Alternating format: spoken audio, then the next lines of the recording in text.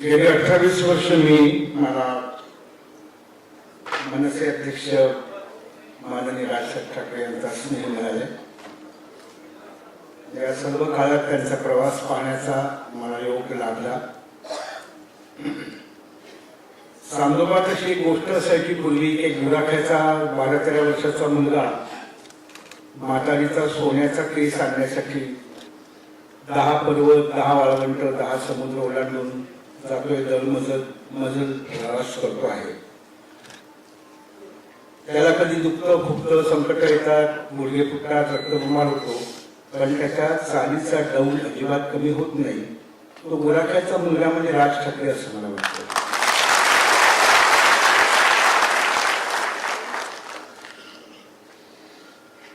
मला असे वाटतं की मैत्रीची 3 पथ्ये असतात. पहिलं पथ्य की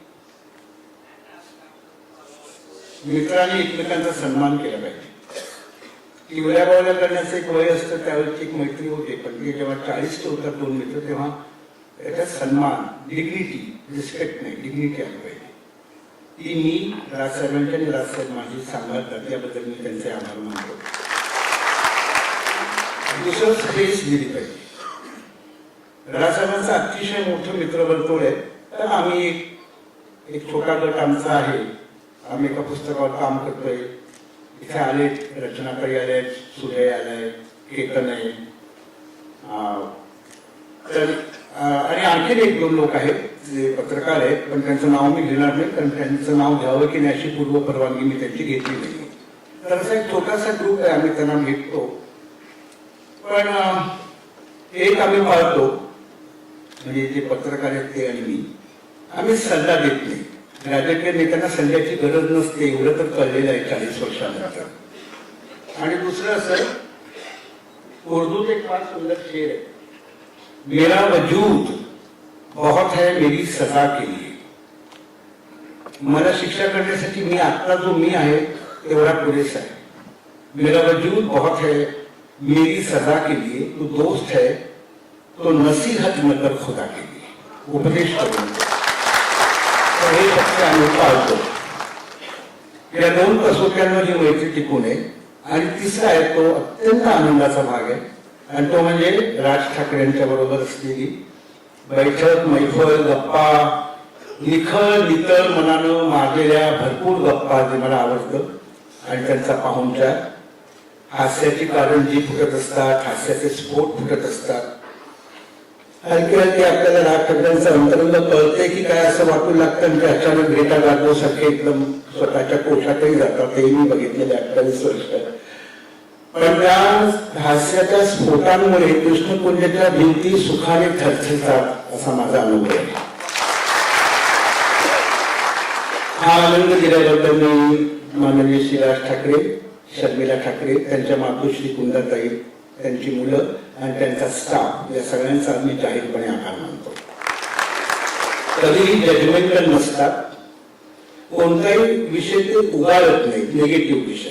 त्याच्यावर एखादी असं भाष्य करतात, आणि त्यांची भाष्य इतकी छान असतात, इतकी समर्पक आणि काटेकोर असतात की ते महाराष्ट्र टाइम्सचे संपादकीय लिहू शकतात, याची मला खात्री आहे. मी राजसाहेब ठाकरेंचा उल्लेख खाजगीत राजसाहेब ठाकरे असा करतो, आणि आता सुद्धा मी त्यांचा उल्लेख राजसाहेब असाच करणार आहे, कारण ते एका पक्षाचे नेते आहेत, महाराष्ट्राचे आघाडीचे नेते आहेत, आणि युवकांचे अतिशय प्रिय नेते आहेत.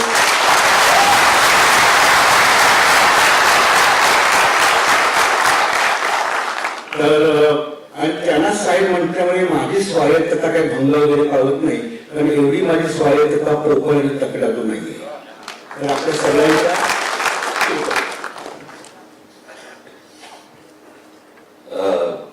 माझी टेलिव्हिजन चॅनलच्या जे लोक कॅमेरा घेऊन आहेत त्यांना माझी विनंती की जरा खाली बसलो तर बरोबर होईल, मागच्या लोकांना दिसेल.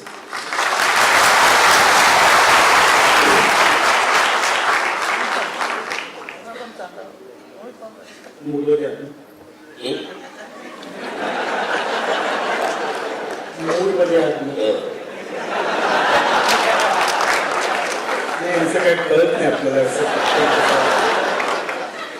मला 2 लोकांची भीती वाटते. त्यांची नजर आली की माझ्या पोटात बागबूक होतं. एक श्रीमान राज ठाकरे आणि दुसऱ्या दीदी लता मंगेशकर. भीतीच वाटते त्या अशा बघतात ना की आपल्याला पोटात ढवळते. त्यांनी असं एकदा माझ्याकडे बघितलं की काय होतं, सुरू कर होतं की काय होतं मला माहित नाही. बरोबर, दोन राज ठाकरे असं आपण ढोबळ मानाने मानू. एक महाराष्ट्राच्या राजकारणात अतिशय मोलाची भूमिका बजावणारे राज ठाकरे आणि दुसरे राजकारणात पलीकडचे राज ठाकरे. या दोन राज ठाकऱ्यांमध्ये तुम्ही संगणमत कसं काय जुळवणार? मला राजकारणाचा अर्थ हा फक्त निवडणुकीच्या पण पलीकडे आहे असं मला वाटतं. आणि निवडणुकीच्या पलीकडे ज्या वेळेला तुम्ही महाराष्ट्र बघता, त्या महाराष्ट्राकडे बघण्याचा माझा दृष्टिकोन हा अत्यंत कलात्मक आहे. मी ज्या वेळेला कधी परदेशी जातो, परदेशी गेलोय, त्यावेळेला मला त्या परदेशात पाहिलेल्या अनेक गोष्टी असं मला वाटतं माझ्या महाराष्ट्रात त्या आणल्या पाहिजेत, त्या आल्या पाहिजेत. त्याच्यामुळे तिकड एक कलाकार म्हणून मी ज्यावेळेला त्या गोष्टी पाहतो, त्या गोष्टी माझ्या महाराष्ट्रामध्ये आल्या पाहिजेत. आता ह्या गोष्टींकडे तुम्ही जर राजकारण म्हणून बघणार असाल तर राजकारण, नाही तर ह्याच्या पलीकडे अजून काय असतं राजकारण? तुम्ही ज्यांच्यासाठी तुम्ही आहात, ज्या लोकांसाठी आहात, ज्या जनतेसाठी आहात, त्यांना घरातनं बाहेर पडल्यावर पहिलं पाऊल ठेवल्यावरती समाधान वाटलं पाहिजे की मी या राज्याचा नागरिक आहे. हे देण्यासाठी त्याच्या सभोवताली जे काही वातावरण हवं ते वातावरण निर्माण करण्याचं काम आम्हा लोकांचं आहे. ते आम्ही जर चांगल्या पद्धतीने करू शकलो तर तेच मला असं वाटतं राजकारण आणि कला यांचा संगम आहे. तर ते छान दिसलं पाहिजे, ते चांगलं उभं राहिलं पाहिजे. म्हणजे तुम्ही राजकारण हे फक्त मतं आणि सत्ता एवढ्या फक्त नाही, तर एक व्यापक तुम्ही तो त्यातला दुवा आहे. ही गोष्ट घडवण्यासाठी म्हणून तुम्हाला निवडणुका लढवाव्या लागतात. पण निवडून आल्यानंतर शहराची राज्याची रचना, गोष्टी वास्तुशास्त्र इथे तुम्ही कलात्मक दृष्टिकोन ठेवून. पण मला अनेकदा तुम्ही खूप फिरलाय राहत. तुम्हाला मुंबईत परत आल्यानंतर एअरपोर्टला उतरल्यानंतर फ्रस्ट्रेशन येत असेल ना? नाही, एअरपोर्ट बघून येतं पण घरी आल्याचं समाधान असतं. नाही, ते बरोबरच आहे, मातृभूमी आहे. पण तिकडे जे तुम्ही पाहता ते सगळं सगळं कसंच्या कसं इकडे अंमलबजावणी होऊ शकते. हा, त्रास होतो की माझं एक, मी मागे इकडे कुठच्या मुलाखतीत का भाषणामध्ये मी म्हटलं होतं की पुरुष गरोदर राहणे ही एक गोष्ट सोडली तर मला नाही वाटत जगात काही अशक्य आहे. तेही होऊ शकेल, माहीत नाही सायन्स कुठे जाते ते, परंतु इथे होऊ शकतं तर माझ्या महाराष्ट्रात काय नाही होऊ शकत. सहज साध्या गोष्टी आहेत. मग हेच लक्षात ठेवून तुम्ही राजकारणात आला तसं एक म्हणजे आपण एक साधा एक विचार केला समजा आपण नागरिकपूरला काय कॉम्प्लेक्स जो उभा राहिलेला आहे, इतका मोठा कॉम्प्लेक्स उभा राहिला आहे. हा कॉम्प्लेक्स उभा राहत असताना कसा उभा करायचा याची रचना होती. मग जर ती रचना होती तर त्याच्यामध्ये एक शिवाजी पार्क सारखं मैदान का उभं राहिलं, जिथे लोक येऊ शकतात, वेळगुळासाठी येऊ शकतात, संध्याकाळी फिरायला येऊ शकतात, असं एखादं चांगलं मैदान. म्हणजे जे ब्रिटिशांनी जे आपल्याकडे निर्माण करून गेले त्याच्यानंतर तुम्ही बघा मुंबई दर्शनची जी काय ती बस फिरते, ती मुंबई दर्शनची बस फिरते, त्याच्यात ते काय दाखवतात ते बघा. आपल्याकडे निर्माण झालेल्या फक्त 3-4 गोष्टी दाखवतात. अमिताभ बच्चनचा बघला, शाहरुख खानचा बघला, सलमान खानचं घर. हे सोडलं तर ब्रिटिशांनी निर्माण केलेल्या गोष्टीच दाखवतात. असं एक ब्लू प्रिंट डोळ्यासमोर ठेवून तुम्ही राजकारणात आला, ठरवून आला की योगायोगाने अपघाताला आला? मी म्हटलं तर अपघाताने आलो राजकारणामध्ये. याचं कारण म्हणजे मी व्यंगचित्र करत होतो. राजकीय घरामध्येच जन्म झाल्यामुळे ते संस्कार लहानपणापासून होत होते. पण आता राजकारणातच जायचं असं काही नव्हतं. परंतु जे वर्तुळ होतं, जी लोक भेटायची किंवा भेटायला यायची किंवा ज्यांच्याबरोबर मी असायचो त्याचा संबंध हा तसा राजकारणाशी असायचा आणि मग ते त्याचं येणं जाणं यातनं ते अपघाताने ती गोष्ट घडली. मी राजकारणामध्ये आलो. तुम्ही चित्रकला, वास्तुकला, एकूणच कॉम्पोजिशन यात तुमचं सौंदर्य दृष्टी अतिशय आकर्षक. तुम्हाला राजकारण बटबटीत नाही वाटत? नक्की, निश्चित वाटतं. निश्चित बटबटीत वाटतं म्हणण्यापेक्षा खरं सांगायचं आत्ताच जे काही राजकारण महाराष्ट्रामध्ये जे काही घडलंय ते मी त्याला दुर्दैवी म्हणेन की कोणतरी कोणाबरोबर तरी निवडणुका लढवत आहेत. मग निवडणुका झाल्यानंतर लोकांनी मतदान केल्यावरती कोणतरी कोणाबरोबर जात आहे आणि कोणाचं तर भलत्याचं सरकार बनतंय आणि ज्यांच्याबरोबर आहेत ते ज्यांच्या जास्ती जागा आहेत ते विरोधी पक्षामध्ये बसलेले आहेत. हे आपल्याला बरोबर जरी दिसत असलं तरी त्याचा परिणाम हा खालपर्यंत होत असतो आणि तो खालपर्यंत जेव्हा परिणाम होतो, जेव्हा महाराष्ट्रातल्या शहरांमध्ये होतो, महाराष्ट्रातल्या ग्रामीण भागामध्ये होतो, त्यावेळेला ज्यांना एक जे आशा लावून बसलेले असतात राजकारणाकडे, निवडणुकीकडे किंवा त्यांना आता असं वाटायला लागतं की काही केलं तरी चालतं. उद्या ह्याच्या या पक्षात जा, उद्या त्या पक्षात जा, उद्या ह्याच्याबरोबर निवडणूक लढवा, निवडणूक लढवून निवडून आल्यावर या पक्षात जा. हे काही चांगलं चित्र नाहीये महाराष्ट्राच्या दृष्टीने. म्हणजे पुढच्या येणाऱ्या पिढ्या आपण चांगल्या घडवणार आहोत का त्यांच्यावरती हा संस्कार टाकणार आहोत? पण सत्ता प्राप्ती हा एकच. पण सत्ता प्राप्ती जरी नुसती तुमची असली तरी तुम्ही सत्ता प्राप्ती कशासाठी आहे ते जर तुम्हाला समोर मांडता येत नसेल किंवा तुम्हाला जर लोकांसमोर दाखवता येत नसेल, हा काय राजकारणाचा विषय निवडणूक आहे त्याला मी काढीनच. परंतु या सगळ्या गोष्टींमध्ये तुमच्या हातामध्ये 20-20, 25-25, 30-30 वर्ष एक शहर दिल्यानंतर, तुम्हाला राज्य दिल्यानंतर काहीच कसं काय घडत नाही. नक्की यांचा वेळ जातो कशामध्ये? मी मागे उदाहरण दिलं होतं की प्रभू रामचंद्रांना वनवास झाला आणि वनवास झाल्यानंतर ते निघाले. मग ते दंडकारण्यामध्ये आले. मग तिथे त्यांनी काय कुटी जी होती त्यांची, मग सीतामाईला काहीतरी हरण दिसलं. मग ते बोलले मला ते हरण पाहिजे. मग राम त्याच्या मागे धावले. मग काहीतरी ते लक्ष्मणा अशी काय हाक आली. मग लक्ष्मण तिथे होते. मग त्यांनी सीतेला सांगितलं त्याच्या बाहेर येऊ नकोस. मग तेही हरवले. मग रावण आला. रावण येऊन गेला. मग राम म्हणाला तर काय करायचं, आणायला पाहिजे. कुठे झाली माहित नाही. मग जटायू भेटला. मी मुद्दामून सांगतो, एका पाठीला नाहीये. गटाचा संदर्भ सगळ्यात शेवटी येईल. जटायू आला. मग जटायूने सांगितलं की असं तो रावण नावाचा कोणतरी माणूस आला तो तरी घेऊन गेला. मग ते काय वाली सुग्रीव बिग्रीव असं करत करत करत मग ते सगळी वानर सेना बिना वगैरे सगळं करत मग त्यांनी तो एक पूल बांधला आणि पूल बांधला. मग ते तिथे लंकेला गेले. मग तिकडे ते कुंभकर्णाला उठवलं, जागा केला. त्याला काही दिवस गेले. मग तो उठेना. मग त्याच्याच वेळ गेला. मग तो गेला. मग रावण आला. मग रावण मेला. मग सीतामाईला घेऊन पुन्हा अयोध्येला आले. 14 वर्ष पूर्ण झाली.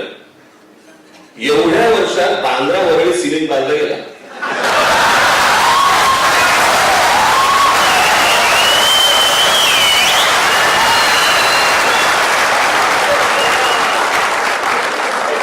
इतक्या घटना घडल्या होत्या बघा 14 वर्षामध्ये. आणि आमच्याकडे एक ब्रिज बांधायला 14 वर्ष लागली. आता जर हाच आपला पेस असेल, हीच आपली गती असेल राजकारणाची, बघायलाच लोक. राजकारणात आला नसता तर कोणतं क्षेत्र निवडलं असतं असा माझा प्रश्न होता. पण त्याचं उत्तर मला मिळालेलं आहे. दुसरा एक मुद्दा असा आहे की आपल्याकडे आता जवळजवळ भारतीय राजकारणामध्ये घराणेशाही मानली जाते. पण त्या घराणेशाहीची गोडपेक्षा कडू फळं जास्त लोकांना चाखायला मिळत. गोडपेक्षा कडू फळं जास्त चाखायला मिळत घराणेशाहीची. काही सन्मानाने अपवाद आहेत, त्यात तुमचा मी समावेश करतो. पण मी तुम्हाला एक गोष्ट सांगतो. मला असं वाटतं कुठची गोष्ट लादून होत नसते. उद्या मी समजा माझ्या मुलाला मी राजकारणामध्ये आणले, अजून कोणीतरी कोणाच्या मुलाला आणले, अजून कोणीतरी कुठच्या मुलीला आणलं असेल. हे जरी तुम्ही आणू शकता, मान्य ह्यांनी करायचं की नाही करायचं हे त्यांच्यावर लागू शकतो. मी विचारतो तुम्हाला, बोला. असे कित्येक मतदारसंघ त्यांनी इतक्या मजबूतीनं बांधलेले आहेत, धनराशी टाकून, पैसे टाकून आणि बाहुबलाचा उपयोग करून की बापाचा मुलगा निवडून येतोच ना. पडले पण हा? पडले पण कमी पडले. नाही भरपूर पडले, जास्त. नाही, बरेच पडले. आता समोरचा जर कमजोरच निघाला तर काय नाही करू शकत तुम्ही. समोरचा जर समजा कोण त्यांचा प्रतिस्पर्धी असेल, तो जर कमजोरच निघाला तर काय करणार तुम्ही. पण मला एक परत मी तुम्हाला त्याच्यावरती सांगतो. समजा निवडून आला, बरोबर, मतदान झालं. मतदान झालं म्हणजे तो ऍक्सेप्ट झाला मनातनं.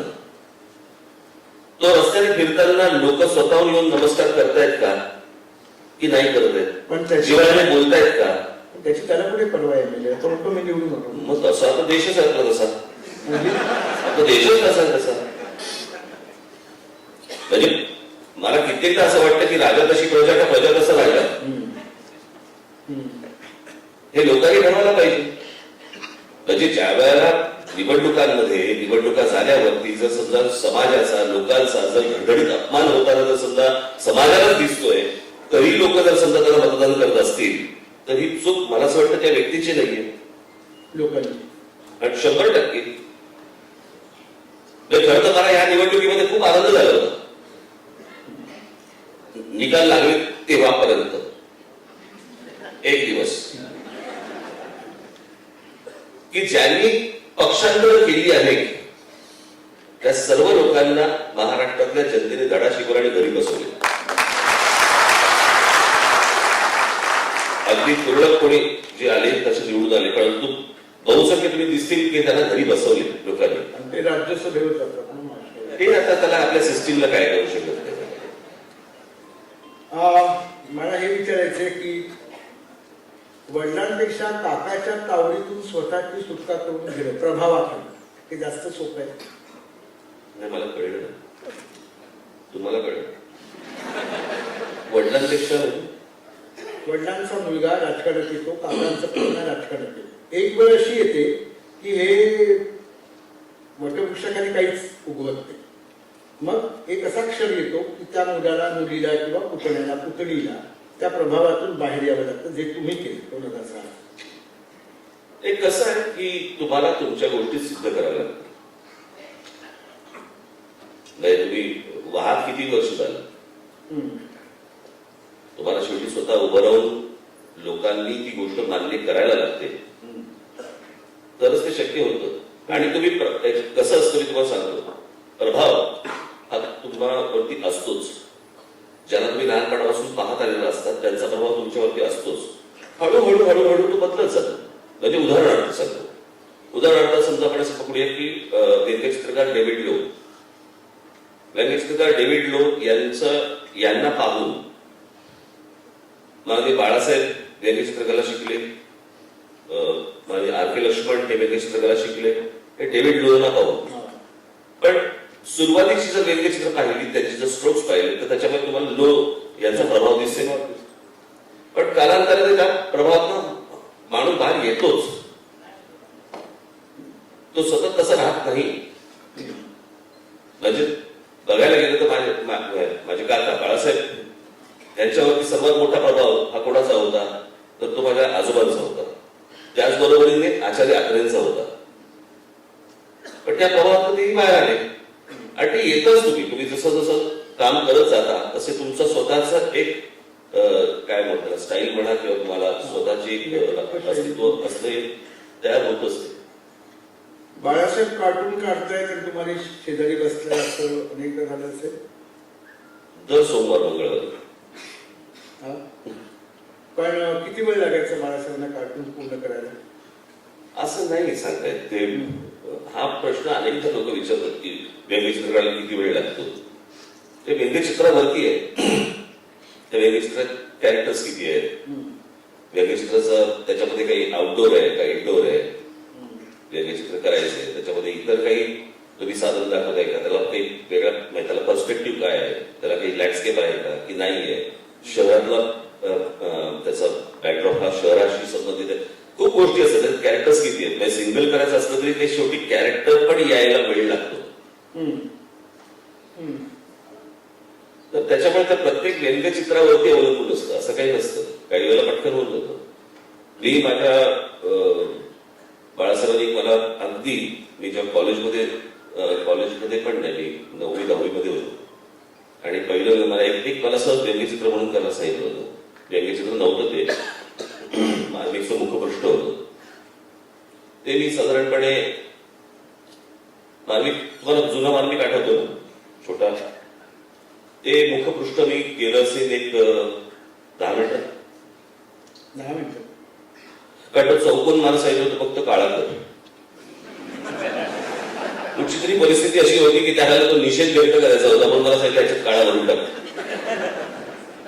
फक्त इंकने घातलं, 10 मिनिटं लागली. तुम्ही लोकसत्तेमध्ये कार्टून काढत होता, रोज काढत होता. हो, मी एक दिवसाआड करत. मी 2 वर्ष लोकसत्तेमध्ये फ्रीलान्सर म्हणून काम केलं. हा, पण मग हा एक दंडक होतो ना की आज जायचं आणि आपल्याला कार्टून काढायचं. त्याचं वेगळं प्रेशर टेन्शन असतं का?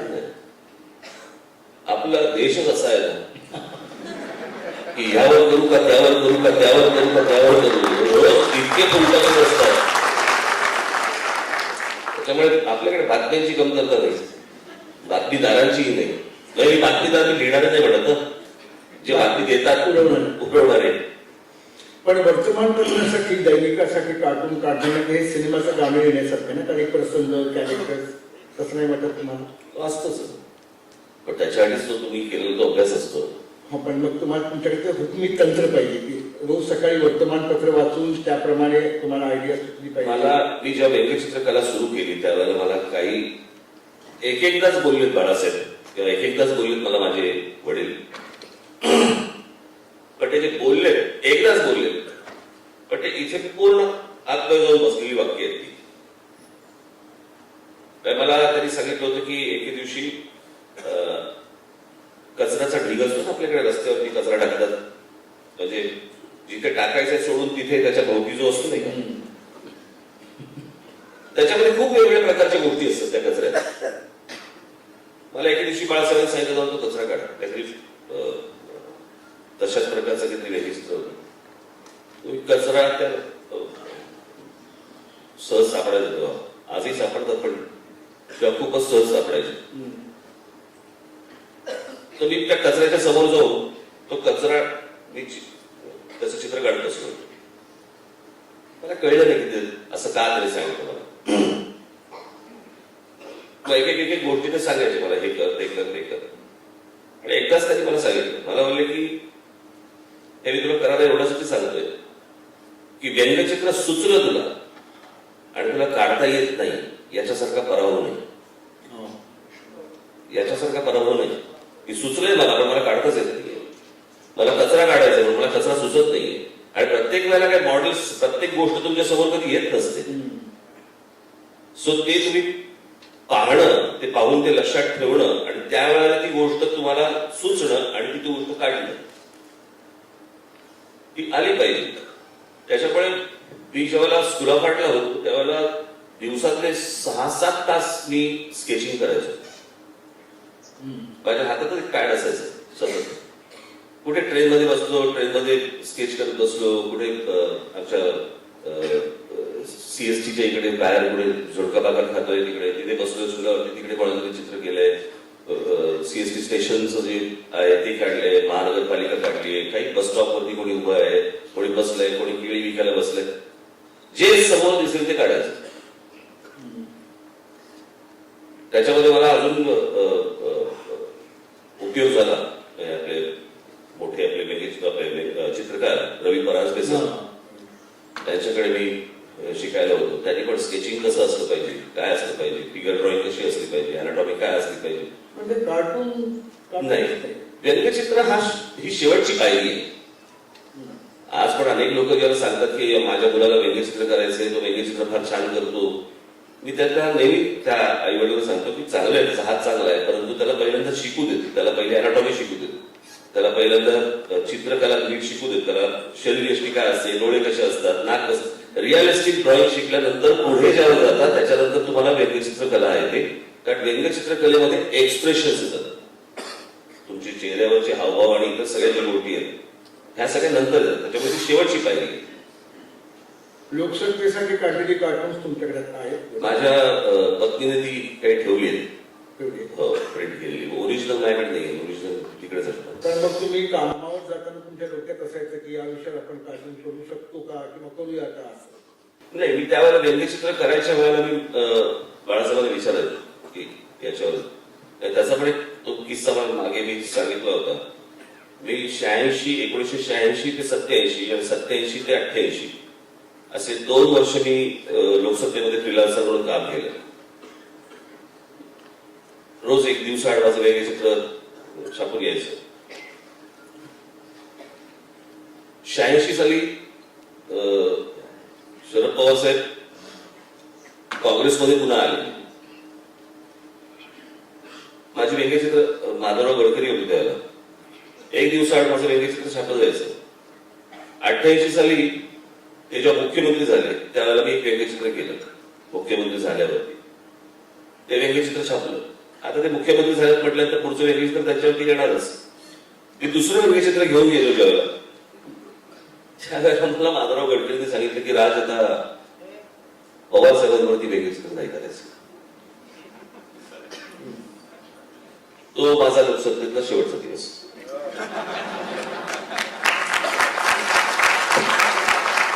तुम्ही हा प्रश्न पवारांची मुलाखत घेताना विचारला हो, त्यांना माहिती आहे.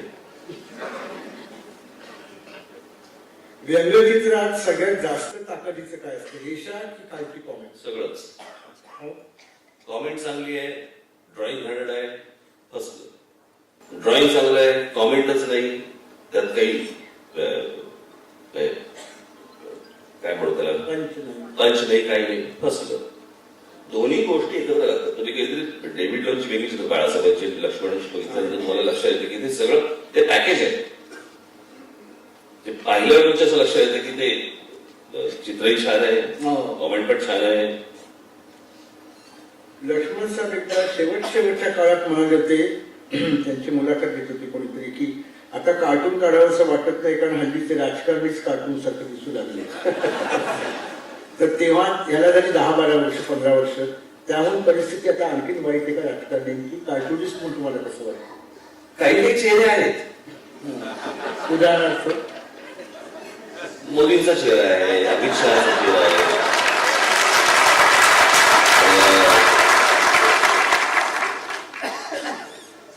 व्यंगचित्र काढायला राहुल गांधीचा चेहरा नाही चांगला. नाही, कॅरेक्टर नाही. हा, तर काही कॅरेक्टर मैसूर सँडल सोप सारखे त्याला काही नाही आहे तसं. त्याच्या वडिलांना होतं, राजीव गांधींना होतं, त्याच्या चेहऱ्यामध्ये होतं, गंमत होती. सोनिया गांधींच्या चेहऱ्यामध्ये आहे. महाराष्ट्रात असे कोणते नेते की त्यांचं कार्टूनसाठी योग्य चेहरा वाटतो असं? उद्धव आहे,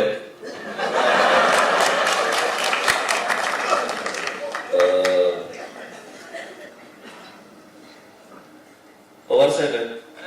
पण पवार साहेब पूर्ण आले तर जास्तीत जास्ती मध्ये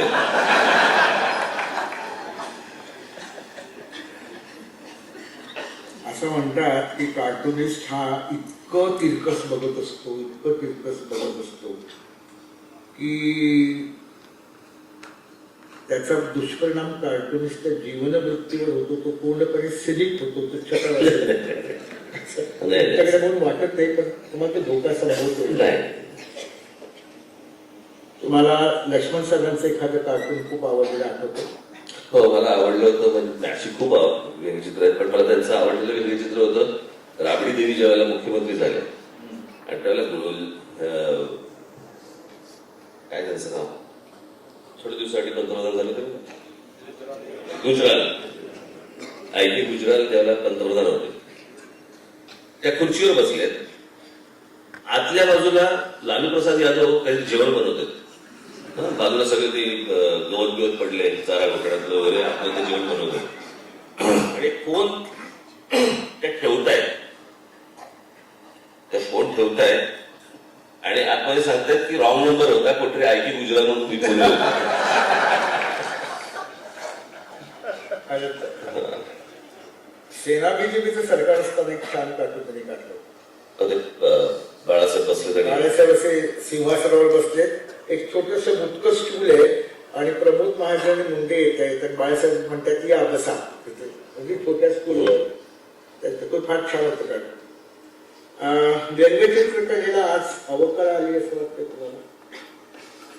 व्यंगचित्र आहे भरपूर, पण त्यातली रेषेतली भाष्यातली ताकद ही काळ अनुकूल नाही का? एक्झॅक्टली एका राजकीय अभ्यास नाही मिळत. राजकीय अभ्यास नाही.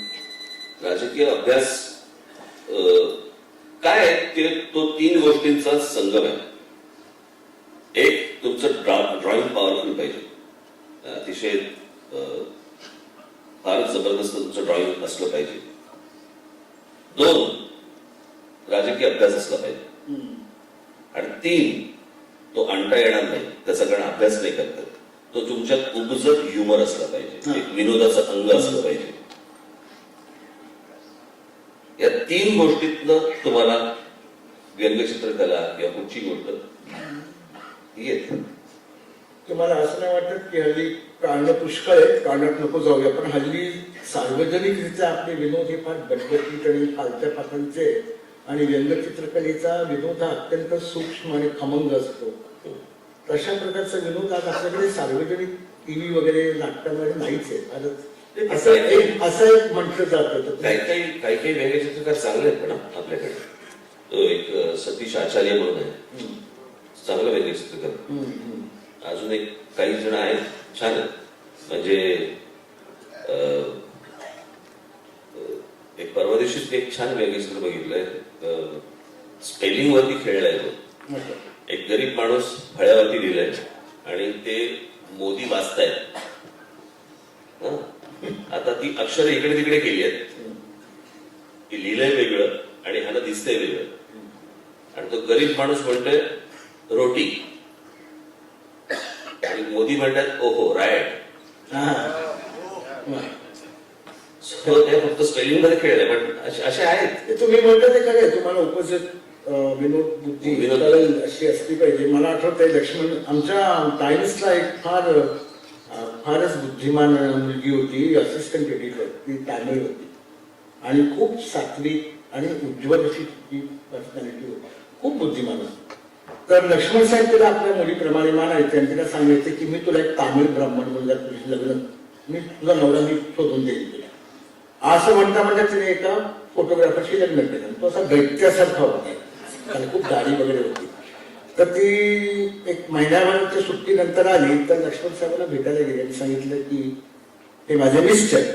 तसं बघितलं, तामिळमध्ये म्हणाले तुला बोललो होतं ना मी नवरा शोधून देईन तुला म्हणून, तो याच्याशी का लग्न केलं असं तामिळमध्ये विचारलं. ती म्हणाली की नाही पण तो मला आवडला. कांट हेल्प मला, ब्युटी अँड द बीस्ट म्हणून. मला तुम्हाला हे विचारायचं की तुम्हाला विशुद्ध क्रिएटिव्ह पेंटिंगच्याकडे तुम्ही नाही गेला. पेंटिंग क्रिएटिव्ह पेंटिंग कसं आहे, आम्हाला स्कूल ऑफ आर्टला first year, second year, third इयरला आम्हाला या सगळ्या गोष्टीत जावंच लागायचं. म्हणजे शिल्पकला असेल, ऑइल पेंटिंग असेल किंवा ऍक्रेलिक त्याला फार नव्हतं, पण ऑइल पेंटिंग, वॉटर कलर पासून सगळ्या गोष्टी असायच्या, ते तुम्हाला शिकायला लागतं. पण झालं असं, मी मगाशी मी थर्ड इयरला कॉलेज सोडलं, मी काही ग्रॅज्युएट नाही आणि त्याने काही फरक पडत नाही. पण हे तुमची स्वतःची समजूत करून नाही, याचं कारण सांगतो. त्याचं कारण असं आहे की आपल्याकडे नाही, याचं कारण असं आहे, मला नंतर कळलं की ग्रॅज्युएट कॉन्स्टिट्युन्सी जी असते त्याचा जो उमेदवार आहे तो ग्रॅज्युएट असलाच पाहिजे अशी काही बंधनं नाहीये. मला एकदा प्रबोध तवलकरांनी त्याचा फॉर्म दाखवला होता पूर्वी, ग्रॅज्युएट कॉन्स्टिट्युन्सीचा फॉर्म दाखवला होता. त्या फॉर्मच्या खाली असं लिहिलं होतं सही अथवा अंगठा.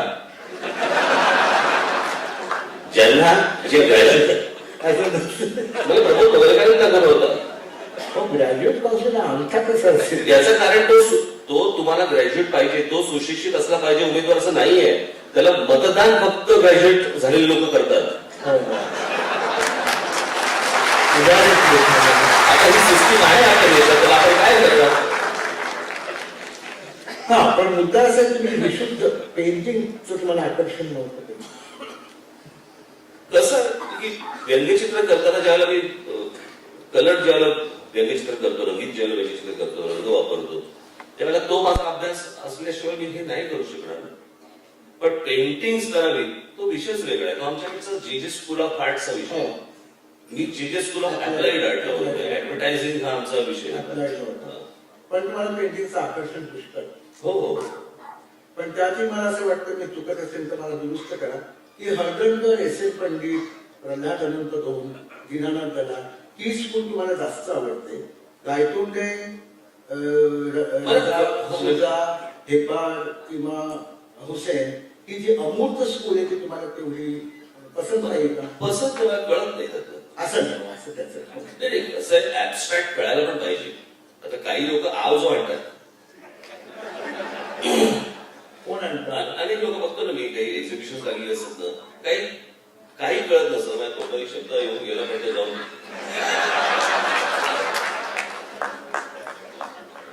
उगा बघत असत. हे जे चालू असतं ना, काय कळलं, घंटा कळलं तुला काय झालं.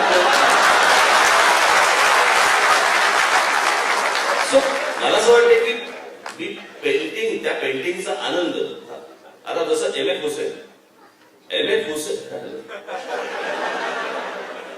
असं म्हणताना तेव्हा काय होतं माहिती का, की सुजा आणि रजा वगैरे गायकोंची मस्करी केली असं नाही. मी त्यांची मस्करी नाही करत. मी म्हटलं मला नाही कळत. मला त्या लोकांच्या चित्रामधला सगळ्यात आवडणारा जो भाग आहे, मला गायकोंड्यांच्या चित्रातला रंगसंगती काय सुंदर. कमाल. म्हणजे तो रंग तिथे जरा वापरावासा वाटला, ह्याच मला आश्चर्य वाटतं. असं नाहीये की मला ते काय आवडत नाही, पण ही माणसं वेगळी, ह्या माणसांबद्दल नाही. पण इन जनरल जेव्हा काही जण ऍबस्ट्रॅक्ट आणि इतर काही गोष्टी करत जातात आणि आताचे जे काही एक्झिबिशन वगैरे लागतात, कित्येकदा कळत नाही आणि कित्येकदा असं वाटतं की नाही रंगसंगती चुकलेली. कसं असतं, एखाद्या एक चित्र पाहिल्यानंतर तुम्हाला कळलं पाहिजे की चित्राचा बॅलन्स गेलाय का नाही गेलाय. चित्राला बॅलन्स आहे की नाहीये, हे स्थिर दिसतंय की नाही दिसत आहे रंगांमुळे. रवी परांजपे ज्यावेळेला रंग टाकतात, एखादा आजूबाजूला सगळं ग्रीन असतं किंवा ब्राऊन असतं, त्याच्यामध्ये एखादा ते मॅजेंटा किंवा एखादा शॉकिंग पिंक टाकतात, ते टाकायला हिंमत लागते. पण तुम्हाला नॅचरलिस्ट वास्तव नाही, तसंही नाहीये माझं. तसंही नाही. मला पेंटिंग ओव्हरऑल मला सगळे आवडतात. मला एम एफ हुसेन हे मला चित्रकार म्हणून मला खूप आवडतात. त्यांच्या लाईन मध्ये जी ताकद आहे ती अशी सहज आलेली लाईन नाही येते. अनेक लोकांनी ते तशा प्रकारे कॉपी करायचा प्रयत्न केला, पण एम एफ हुसेनच्या लाईन मध्ये जी ताकद आहे किंवा एम एफ हुसेन यांच्या रंग भरण्याच्या पद्धतीमध्ये जी ताकद आहे ती विलक्षण आहे. त्यांनी उगाच काहीतरी त्या कॉन्ट्रोवर्स अंगावरती ओढून घेतल्या त्या, अन्यथा मोठा चित्रकार. पण तुम्हाला हुसेन आणि गायतोंडेमध्ये हुसेन जास्त आवडतं की काय? नाही, गायतोंडेंचं कसं आहे, गायतोंडेंचं मी पुस्तकात जास्ती पाहिले. हुसेन यांची मी ऍक्च्युअल पेंटिंग्स पाहिले, खरं प्रत्यक्ष पेंटिंग्स पाहिले. गायतोंडेची मी मध्यंतरी एक पुस्तक निघालं होतं गायतोंडेंवरती. त्यातली काय काय पेंटिंग्स तर म्हणजे लाजवाबच. ते सगळं कसं आहे, मी ज्या वातावरणात वाढलो कलानगरमध्ये, आता कलानगरमध्ये कसं होतं की आमच्या मातोश्रीच्या बाजूचा बंगला सातोळे करायचा, समोर राहायचे भाई दोन, बरोबर समोर राहायचे के के हेब्बर, अगोदर तिथे राहायचे बेंद्रे, अनेक लोक तिथे दोन झाले, अनेक लोक तिथे राहायचे. बाजूला तुमचे वाघुळकर, आजगावकर शिल्पकार, त्याच्या मागच्या बाजूला बडके शिल्पकार, असे अनेक चित्रकार मी जेव्हा तिथे आमच्या कलानगरमध्ये कसं असायचं, कोणाची घरात तुम्ही गेलात सगळेजण काम करत असायचे. लहानपणापासून त्या गोष्टी बघायला मिळाल्या. आता हेब्बर काकांच्या वेळेला आम्ही जाऊ बघायचो, मला नाही कळायचं ते, पण त्यांची पेंटिंग मला उशिरा नंतर हळूहळू कळायला लागली. पेंटिंग आपल्याकडे ज्याला आपण परदेशामध्ये ही गोष्ट खूप मोठ्या प्रमाणावरती असते आणि त्याचा एक कोर्स आहे, आर्ट ऍप्रिसिएशन कोर्स. की चित्र कसं पाहावं, तसं चित्रपट पण कसा पाहावा, चित्रपटात काय पाहावं, तुम्हाला स्वतःला जर सापडले तर आनंदच आहे, परंतु त्याचे कोर्स आपल्याकडे असायला पाहिजे की चित्र कसं पाहायला पाहिजे. आपल्याकडे ते चित्र पाहिलं जात नाही आणि त्याच्यात सगळ्यात मोठं दुर्दैव म्हणजे आपल्याकडे शैक्षणिक क्षेत्रामध्ये शाळेमध्ये जर सुद्धा चित्रकला विषय जर ऑप्शनला टाकला असेल तर कुठून मुलांना काय येणार आहे आणि त्यांना काय शिकवणार तुम्ही. तुमच्या मुलाला चित्रकलेविषयी हो, आम्ही उत्तम चित्र करायचं, कारण त्यावेळेला मी त्याला जेजेला टाकायला पाहिजे होतं, पण त्याला जेजे बद्दलच थोडस जरा थोडी त्याला गडबड होती. हुसेन साहेबांचं तुमच्या एका प्रदर्शनाचं उद्घाटन त्यांनी केलं, तर त्या तुमच्या मीटिंगवर त्या सगळ्या कॉन्ट्रोवर्सीचं सावट पडलं होतं. नाही काय सेनेचं आंदोलन नाही, बाळासाहेब होते तेव्हा. हा, बाळासाहेब होते. माझं एक्झिबिशनचं उद्घाटन 7 जणांनी केलं होतं, म्हणजे 7 रिबिन्स होत्या.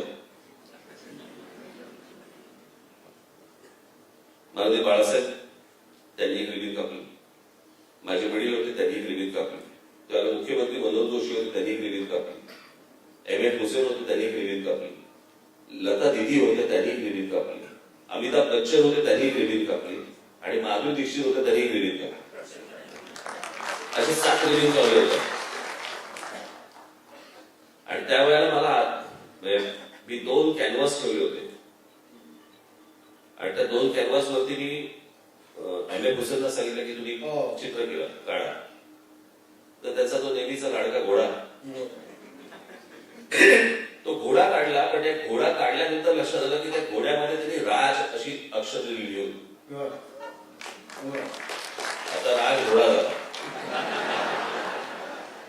आपल्या लहानपणी बोलायचं ना, आई वडील घोड्यासारखा वाढल्या जाता काहीतरी कर वगैरे, त्यातनं उदाहरण त्याला सुचलं असावं. परंतु ते सोडा, मी बाळासाहेबांना सांगितलं, म्हटले तुम्ही एक व्यंगचित्र करा.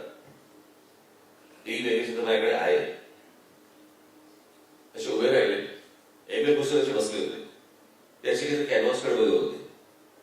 तसं बाळासाहेब त्यांच्याकडे बघितलं, म्हणजे थोडं इकडे बघितलं आणि त्यांनी एक मिनिटभर पण जास्तीत बोलतोय मी, 1 मिनिटाच्या आत त्यांनी एम हुसेनचं कॅलिक्युलेशन केलं. ते आधी माझ्याकडे लाजवाब. त्यावेळी सगळं ते जुनं हे विसरून, हा म्हणजे ते चित्र काढली म्हणून तो जो राग होता तो सगळा विसरून त्याने शेवटी बाळासाहेब करावं. आपल्याकडे कसं आहे आता, हल्ली कळतच नाही चांगलं आहे का वाईट आहे का काय, कशासाठी लाजायचं आणि कोणासाठी लाजायचं ते पण कळत नाही. कशासाठी राग येतो, का राग येतो, कशाला तुम्ही अश्लील म्हणायचं. म्हणजे ज्या देशामध्ये जगातली पहिलं खजुराहो सारखी लेणी ज्या देशामध्ये होते, त्या देशामध्ये आपण छोट्या छोट्या गोष्टींना आपण हे अश्लील म्हणून आपण ओरडायला लागतो.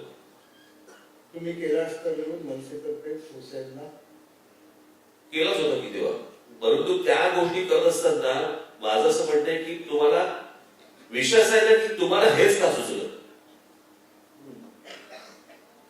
तुम्हाला एवढ्या सगळ्या गोष्टी उभ्या असताना तुम्ही काही गोष्टी अशा असतात, हा देश, या देशाच्या संवेदना, या देशाचा विचार करण्याची पद्धत ही वेगळी आहे. या देशामध्येच अमर अंकरंथनी सारखा पिक्चर चालू शकतो की जिकडे एक आई झोपली 3 जण रक्त देतात तिला एका नळीतनं. कधी कोणी विचारलं नाही तुझा ब्लड ग्रुप काय, तुझा काय, पण ते 3 जणांमधलं एका नळीमध्ये चाललंय आणि आईच्या आतमध्ये रक्त चाललंय. असा हॉलिवूडमध्ये पिक्चर निघू शकतो का, अमेरिकेत निघू शकतो का? नाही निघू शकत. त्याच्यामुळे या देशाची विचार करण्याची पद्धत पण वेगळी आहे आणि अशा देशामध्ये तुम्ही अशा प्रकारची गोष्ट करायला ची गरज होती का तुम्हाला? आणि पुन्हा पुन्हा तोच विषय पुन्हा तोच एकदाच केली ती कधीतरी 7-8-20 एकदाच केली होती. ते मला असं वाटतं ती हुसेन इथे येऊ पण नाही शिकले त्याच्यात, येऊ पण नाही शिकले. जरा थोडासा वेगळा प्रश्न आहे, धार काढून वाटलेला.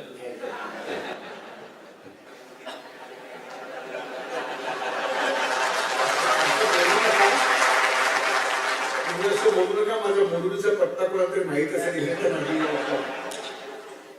शाळेत असताना तुमचा बराचसा वेळ बाहेरचे उद्योग करण्यात जायचा असं खात्रीला एक सूत्राने आम्हाला नाही, मला प्लीज बाहेरचे उद्योगाचा अर्थ समजू शकतो. बाहेरचे उद्योग तुम्हाला काही बराच वेळ बाहेरच ठेवायच्या वर्गाच्या बाहेर असं काहीतरी ते ऐकलंय. आणि मॅट्रिकला असताना तुम्हाला प्रत्येक विषयात 35 मार्क अशा पराक्रम. दहावीला मला 37% होते. म्हणून मला मी शाळेमध्ये असतात ना ते उत्तीर्ण झालेले मुलं, त्यांचा सत्कार करायला मी जातच नाही.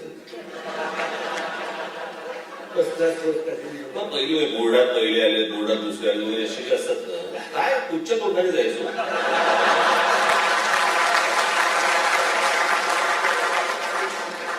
एकदाच केलं होतं तेव्हा मी सांगितलं होतं की लोकशाही याला म्हणतात. ज्याला 10वीला 37% पडले तो बोर्डात आलेल्या मुलांचा सत्कार करतोय. ही भारतीय लोकशाही.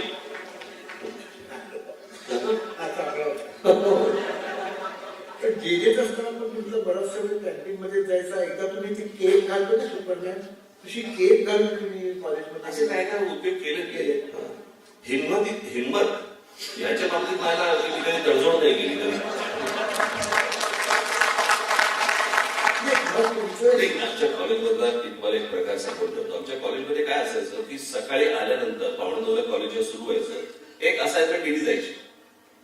ती असाइनमेंट तुम्ही कॉलेजमध्ये करा किंवा वर्षाच्या शेवटी दाखवा. ती फक्त असाइनमेंट तुम्ही केली पाहिजे. आता ती असाइनमेंट ऐकली, लिहून घेतली, तर शेवटच्या महिन्यात आम्ही त्या सगळ्या असाइनमेंटवरती बसायचो, पूर्ण करून देऊन टाकायचो. ते ऐकल्यानंतर सकाळी 9:15 ऐकल्यानंतर करायचं काय मला सांगा. जे स्कूल ऑफ आर्ट सारखं कॉलेज, आजूबाजूला Sterling, Eros, Metro, Regal, Excelsior, अशी सगळी आजूबाजूला थिएटर आवाजून उघडी असायची आमच्यासाठी. हा मॅटिक असेल काही, त्याच्यामुळे तसा बाहेर नव्हतो मी.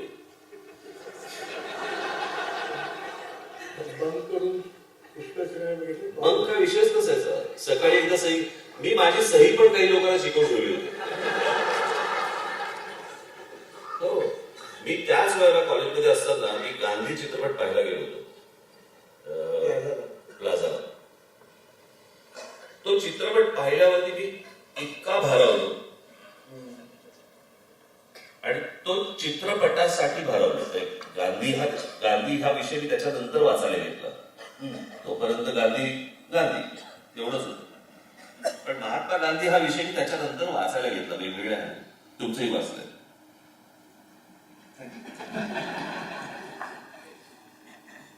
तो चित्रपट मी प्लाझा थिएटरला साधारणपणे 30 ते 32 वेळा पाहिला असेल. मी 9:15 कॉलेज असायचं. कॉलेजला सकाळी सही केली की तिकडे बस पकडायचं, प्लाझाला यायचं, 11 ते 2 पाहायचं चित्रपट, 2 वाजता बाहेर यायचं, तिकीट काढायचं, 2 ते 5 पाहायचं आणि तिकडून घरी यायचं. असं रोज करायचो. का करायचो? मला आजही जर समजा टीव्ही चालू असताना जर समजा गांधी लागला तर माझी बायको कपाळाला हात लावते. आता हाच लावायचा ना. तो चित्रपट जितक्या वेळा तुम्ही पाहाल तितक्या वेळा तो काहीतरी तुम्हाला नवीन सांगतो. तो तुम्हाला चित्रपटाचा टेक्निक सांगतो. तो तुम्हाला चित्रपटातल्या जी पात्र आहेत, एक माणसाचं आयुष्य 3 तासामध्ये सांगायचं जगाला ही सोपी गोष्ट नाहीये. मी ज्या वेळेला मी कॉलेजमध्ये असताना जेव्हा गांधी पाहिला, तो गांधी पाहिल्यानंतर तेव्हापासूनच माझं स्वप्न आहे की छत्रपती शिवाजी महाराजांवरती एक चित्रपट करावा. माझं पहिलं कॉलेजमध्ये असतानापासून माझं पहिलं जे प्रेम हे चित्रपट निर्मिती, चित्रपट दिग्दर्शन याच्याकडेच सुरुवातीपासून होतं. कारण मी ऍनिमेशन मध्ये जावं, वॉल्ट डिस्नी स्टुडिओमध्ये जाऊन ऍनिमेटर व्हावं ही खरी तर माझी इच्छा होती. पण त्यांना काय आत्तासारखी माध्यमं नव्हती. कोणाला पत्र द्यायचं, कोणाशी बोलायचं, काय करायचं काहीच माहित नव्हतं. पण शिवाजी महाराजांवरती एक चित्रपट करावा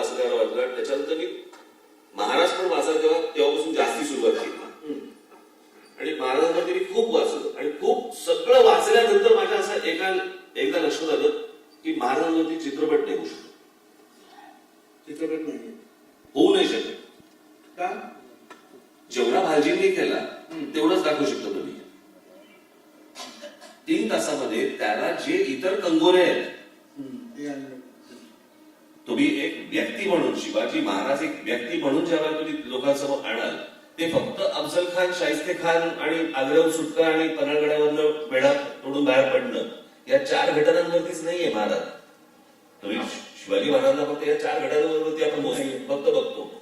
याच्या व्यतिरिक्त जे आहे की त्यांचं परराष्ट्र धोरण कसं होतं, त्यांनी स्वतः मराठी भाषा कोश निर्माण केला, त्यांनी स्वतःची करन्सी तयार केली, मंत्रिमंडळाची रचना केली, मंत्रिमंडळाची रचना केली.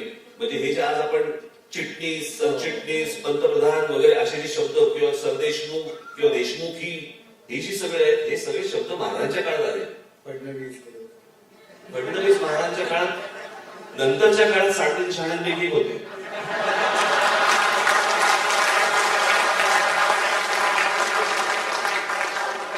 तुम्ही 1970च्या प्रॉडक्ट ऑफ 1970 आणि ते युग अमिताभ बच्चन सोबत. तुम्ही राजेश खन्ना 7 टाळून अमिताभकडे थेट गेलात का? अमिताभ बच्चनच्याकडे.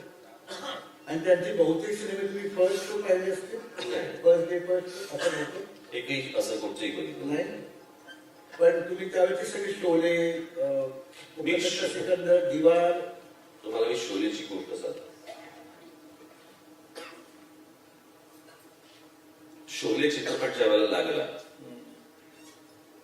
75 साली, ऑगस्ट 15 एकोणीसशे, त्यावेळेला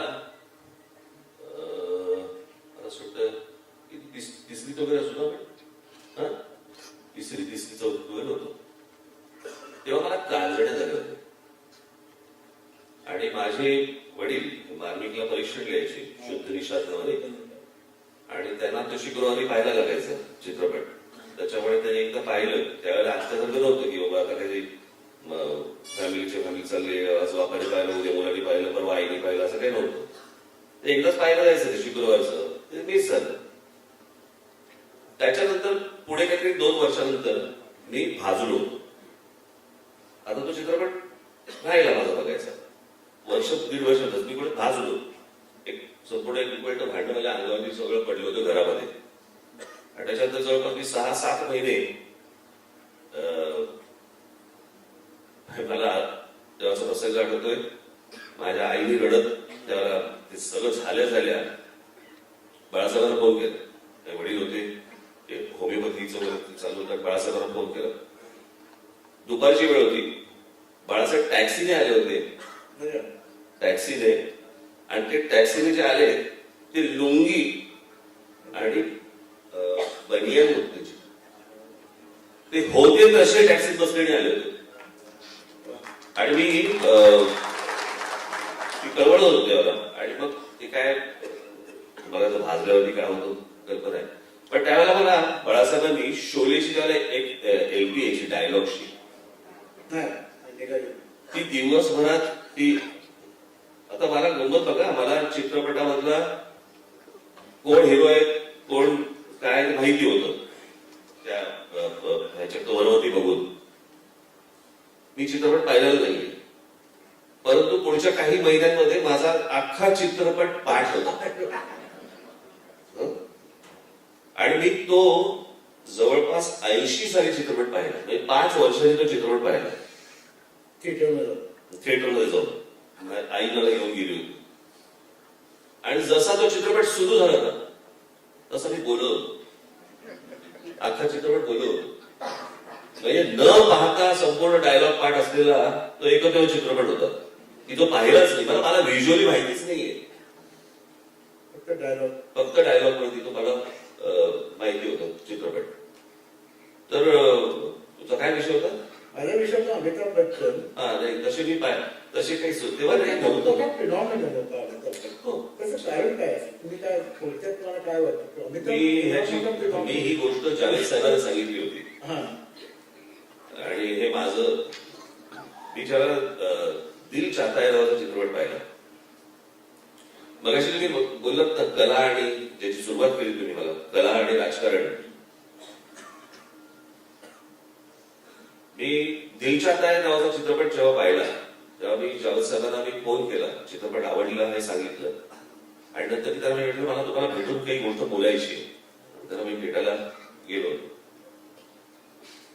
आणि त्यांना मी विचारलं की म्हटलं तुम्ही तो जो सगळा नेहरूंच्या नंतरचा काळ, नेहरूंचा जो काळ आहे सगळा समाजवाद आणि ह्या सगळ्या गोष्टी स्वातंत्र्यानंतरचा एकूण देशामध्ये साधारणपणे आता एक गुडी चित्र होतं, पंडित जवाहरलाल नेहरू कबूतर उडतायत. डेव्हलपमेंट ही खूप मोठ्या प्रमाणावर झाली त्या काळात, नाही अशा भाग नाही, विनोदाचा भाग नाही नेहरूंचा. माणूस मोठा, म्हणजे त्या काळामध्ये ज्या काही गोष्टी आपल्याकडे इन्स्टिट्यूटच्या उभ्या राहिल्या त्याही तितक्याच महान इन्स्टिट्यूट उभ्या केल्या मोठ्या. परंतु तो काळ असा होता, मग त्यावेळी सर्वसाधारणपणे चित्रपट किंवा साहित्य किंवा ह्याचं ते लिखाण जर सतत तुम्ही पाहिलं तर ते त्या ढंगाचं होतं, त्या अंगाचं होतं. चित्रपटामध्ये पण हिरो हिरोईन जवळ आले की दोन फुलं जवळ यायची, पण ते दाखवले जायचे नाहीत.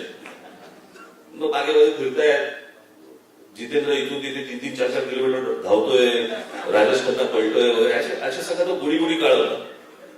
त्याच्यात एकूण समाज मन की बाबा ह्याच्यात अजून काही होत नाही आणि तो अँगर जो आहे तो हळूहळू होता की तो सगळा काळ आहे. त्या काळामध्ये ज्याला आपण बंड म्हणतो, तो बंडखोरी ही मोठ्या प्रमाणावरती उभी राहिली. मला मी चुकत असेल तर नक्षल मुवमेंट पण त्याच वर्षी, त्याच काळातली. आणि रिजनल फोर्सेस राज्यामधले म्हणजे तुमचे एनजीआर किंवा तुमचा डीएमके, तुमचा केरळामध्ये कोण ते केरळातले काय त्याचं नाव सॉरी, त्याच्यानंतर तुम्ही बघितलं तर शिवसेना, हे सगळं रिजनल फोर्सेस वरती यायला लागले. तो जो एक बंडखोरीचा जो काळ होता, त्या बंडखोरीच्या काळामधला अमिताभ बच्चन. नेहरू इन इंडिया मधला जो गोड गुलाबीपणा होता तो पोकळ होता, तो गेला. तो जो आपण बच्चनच्या तोंडात ना ऐकतो ते की ते काय बैठे कहा जाए शराब से खडे रहो तुम्हाला एक पोलीस तुम्हाला बाप का करणे, तो परत पिताजी वगैरे असे होते. बाप घेऊन काढलं नव्हतं कधी, बरोबर आहे. पण हे काढणारे जावेद अख्तर होते, सलीम खान होते. ते बंड त्यांना कळलं. आता तुम्ही बघा त्याच्यानंतरचा काळ जर समजा तुम्ही बघितला, त्या सगळ्या बंडानंतरचा किंवा त्या सगळ्या रिजनल मुवमेंट नंतरचा, तुम्ही त्याला गिरणी संप झाला, गिरणी कामगार अनेक त्याच्यामध्ये गेले आणि तो सगळ्या संपामधनं अनेक जण बेरोजगार झाले. त्या बेरोजगारीचं हे काही जण पोलीस खात्यात गेले, काही जण गँगस्टर्स झाले. तेही करणारे जावेद अख्तर होते. त्यांनी चित्रपट काढला कुठचा तो अर्जुन. आता भाषा बघा कशी बदलत जाते की त्याच्यातलं कुठचं एक गाणं आहे ते काय केरो केरो काहीतरी, दुनिया माने बुरा तो गोली मारो. आता तो त्या काळातली ती भाषा आहे किंवा त्या काळातला तो अँगर आहे. लिहिणारे जावेद अख्तर. आता त्याच्यानंतर अनेक एन्काउंटर्स झाली, त्याच्यामध्ये अनेक मुलं गेली, अनेक तो सगळा काळ बदलला आणि सर्वसाधारणपणे अशा प्रकारचा एक तरुण आला की ज्याला कशाची पडलीच नाही, कोणाशी काही देणेघेणच नाही. जे काय आहे ते मला माझ्या जीवावरती माझ्या याच्यावरती उभं करायचं, अशा प्रकारचा एक तो तरुण तो सगळा उभा राहत गेला. त्यावेळेला जावेद साहेबांनी काढला तो दिल चाहता है. परत त्याच्यामध्ये गाडी घेणारे जावेद साहेब असेल की ते काय कोई कहे कहता रे हम लोगों की ठोकर में है जमाना. आम्हाला काय जबान सांगू नका. हे तिन्ही काळ हे जर समजा तुम्ही बघितले तर ह्या तिन्ही काळ लिहिणारे जावेद साहेब आहेत. सो एक कलाकार म्हणून आणि राजकीय आजूबाजूची परिस्थिती याच्यावरती आधारित सगळ्या गोष्टी पुढे जात असतात. त्याच्यावरती साहित्य बदलतं, त्याच्यावरती गाणी बदलतात, त्याच्यावरचे चित्रपट बदलतात. अमिताभचा उपयोग करून त्यांनी कॉमेंट केली ना. त्यावेळेला बच्चन तिथे आले. पण मग याचा अर्थ असाही आहे की बच्चन साहेबांचं व्यक्तिमत्व पडद्यावरचं घडवण्यात आणि ते मोठं करण्यामध्ये सलीम जावेद मोठा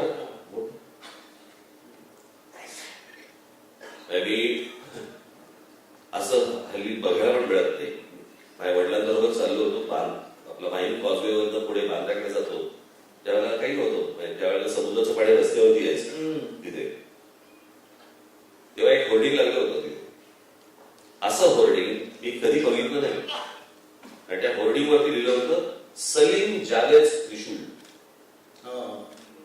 अमिताभ बच्चन आहे, त्याच्यामध्ये संजीव कुमार होते, इतर शशी कपूर होते, इतर ऍक्टर होते, पण लिहिलं काय होतं सलीम जावेद त्रिशूल. म्हणजे लेखकाला किती महत्व होतं, लेखकाच्या नावावरती लोक चित्रपट पाहायला जायचे.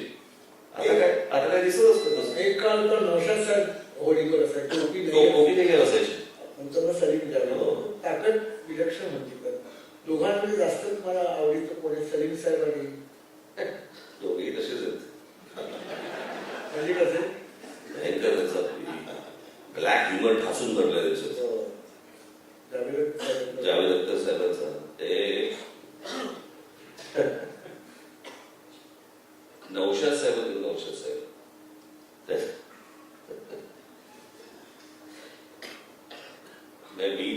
मी जेव्हापासून नौशाद साहेबांना बघतोय तेव्हापासून ते मला वयस्कर दिसले. मला ते तरुण काही दिसलेच नाही. अशी खूप लोक होते आपली हंगल, लेखी हंगल, किंवा हे तरुण होते का नव्हते कधी, की मला म्हातारे झाले. ते डेव्हिड म्हणून होते तसे. आणि ह्यांच्याकडे त्या सलीम जावेद साहेबांकडे इतका ब्लॅक ह्युमर इतका ठासून भरलेला आहे. आता हे तुम्ही विनोदी अंगानेच घ्या, म्हणजे असं काही कोणाची इच्छा नसते. पण एके दिवशी मी असाच काहीतरी विषय निघाला आणि त्याला विचारलं, म्हटलं नौशाद साहेबांचा विषय निघाला. मी सहज विचारलं, म्हटलं जावेद साहब, नौशाद साहब की क्या उम्र क्या होगी? होंगे बोले अल्लाह के ऐसे 3-4 साल छोटे होंगे बोले. आप मर नहीं सकते बोले, उनकी मरने की उम्र निकल गई, अभी मर नहीं सकते.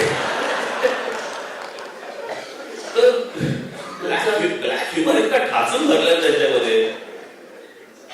तुमचं सांगू का अफलातून काय नेत्याचं नाव नाही सांगा. प्रेस कॉन्फरन्स होती आणि व्यवस्थित चालली होती. आणि यांची एक पद्धत आहे की ते प्रेस कॉन्फरन्सला समोरच्या माणसावर, म्हणजे पत्रकारांचे जर पत्रकार असतील आणि त्यांनी जर कधी पाहिजे असेल यांची प्रेस, त्याचं आपल्याशी बागबुकच होतो की यांना आवडणार नाही का. हे त्यांचं तंत्र आहे समोरच्या माणसाला घाबरवण्याचं. ते तरी एका मुलीने विचारलं की राज साहब आपको मिलने के लिए भाजपा के ज्येष्ठ नेता अमुक अमुक, त्याचा नाही विचार, वो मिलने आए थे. तेव्हा ती मोठी बातमी झाली असती ते जर नेते इथे भेटायला आले असते तर. तेव्हा नाही, मला भेटायला नाही. दुसऱ्याने विचारलं नाही, लेकिन असं म्हणतात की ते आले होते तुम्हाला भेटायला. नाही म्हणे मला भेटायला नाही. तिसऱ्याने तोच प्रश्न विचारला. नाही पण आम्हाला असं कळलं की ते नेते तुम्हाला भेटायला आले. एवढ्या त्यांचा विश्वासू सेवक पप्या तसं चहाचा ट्रे घेऊन आला. जेव्हा चौथ्या रिपोर्टरने विचारलं की नाही ते नेते आले होते, तर म्हणा ते आले होते, पप्याला भेटून गेले.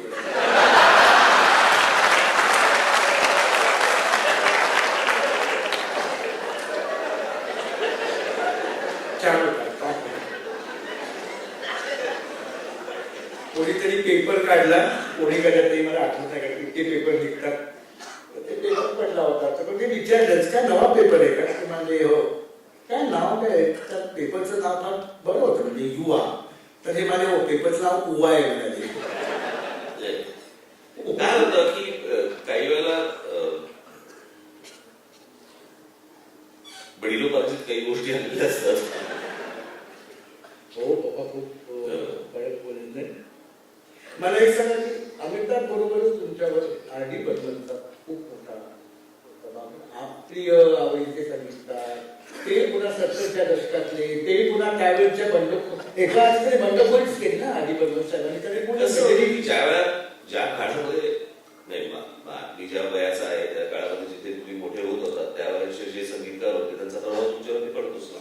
नाही पण ते हो, पण ते आज ते गेल्यानंतर ते लँडमार्क बोलतायत. ते असताना त्यांना फार महत्व दिलं गेलं नाही, लोकांनी दिलं नाही, तरुणांनी दिलं. सिनेमे यशस्वी झाले. हो, तरुणांनी दिलं. तरुणांनी दिलं. परंतु त्यावेळेच्या लोकांना ठीक आहे, अशा ह्याने बघायचे लोक जे वयाने मोठे होते, जे वयाने पप्पाने पण एक दोनदा टीका केली. सगळे सण ठीक आहे. माझ्या वडील सांगायचे, मी जेव्हा आरडी बर्मन म्हणायचं मला सांगायचं त्याच्या बापाचं एक पहिलं म्हणजे एस डी बर्मन, ते मोठेच होते. पण तुम्हाला प्रश्न काय आरडीचं तुम्हाला वैशिष्ट्य काय?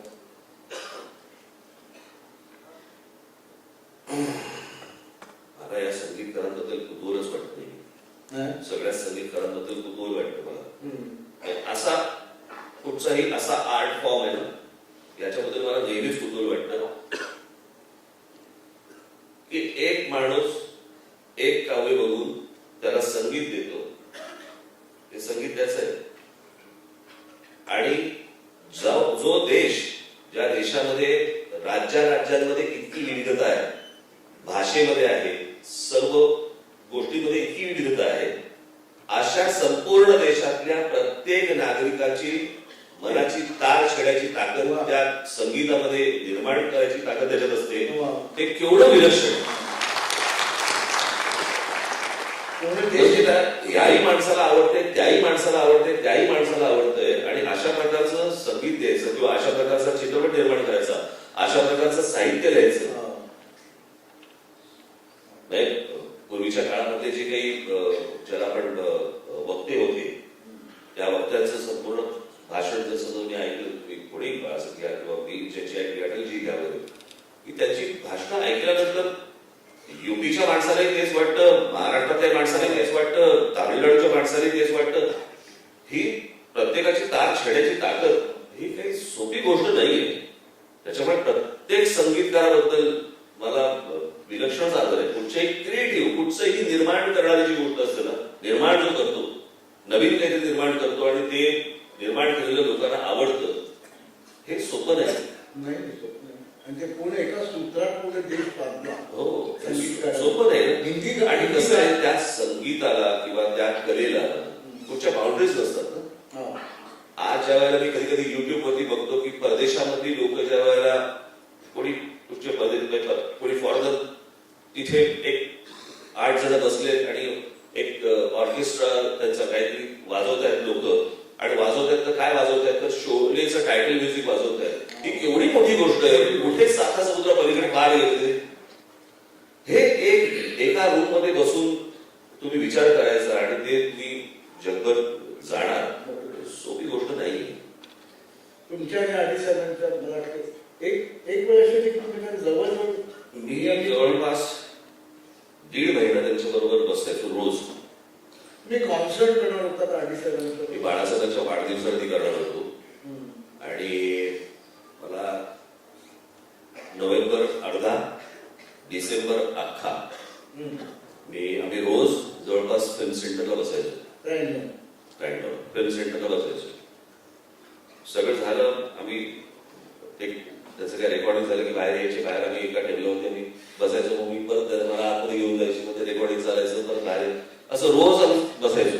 मग मला सांगायचे आपण हे गाणं घेऊ, आपण हे गाणं घेऊ, मग आपण हा सिंगर घेऊ वगैरे, असं सगळं चाललं. नोव्हेंबर अर्धा, डिसेंबर अख्खा. आणि मला असं वाटतं 4 तारखेला. आणि मी घरी होतो आणि मला शर्मिलाने सांगितलं का मला आईने सांगितलं, आठवत नाही मला. आणि मला सांगितलं गेले. शॉकिंग होतं की ज्या माणसावर आपण 1.5 महिना सतत रोज सातत्याने आपण बसतोय त्याच्याबरोबर. तुमची पॉप्युलर गाण्याची जी कॉन्सेप्ट आहे सिनेमाचं गाणं, ते आर्टिस्टचं गाणं असं तुमचं म्हणणं आहे की तुम्हाला इतरही संगीतकारांकडे सलील चौधरी म्हणा किंवा मदन मोहन, सगळ्याच संगीतकार ते धार काढलेलं गाणं पाहिजे. त्यांची कान आसुसलेले असतील.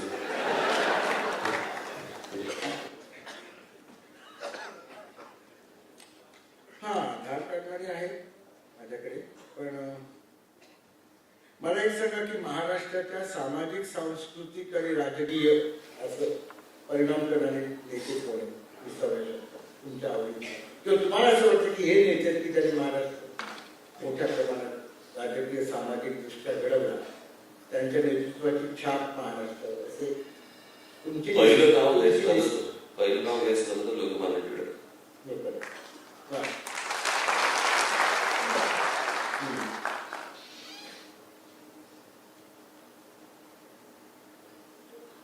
स्वातंत्र्यवीर सावरकर, बाबासाहेब आंबेडकर. असं वाटतं की या लोकांचं खूप मोठं योगदान आहे. काढले तर आपण श्रीपाद अबू डांगे घ्या.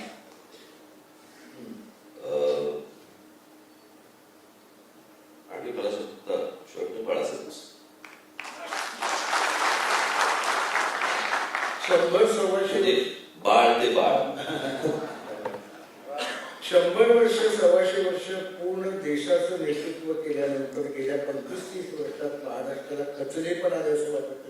कसले पण खचले पण आले असं खचल्यासारखं वाटतंय महाराष्ट्राचं समाज जीवन बरंच असं महाराष्ट्राची घडी विस्कटली.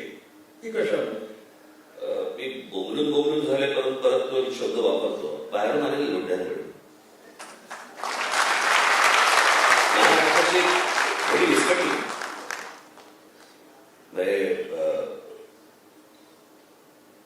उदाहरण द्यायचं, आज तुम्ही ठाण्यासारखं शहर घ्या जे 100% मराठमोळं असं म्हणता येईल असं हे शहर. इथे तुम्हाला इतर भाषा आता ऐकायला लागतात. माझा काय भाषेबद्दलचा दुस्वास नाहीये, प्रत्येक भाषा ही खूप छान असते.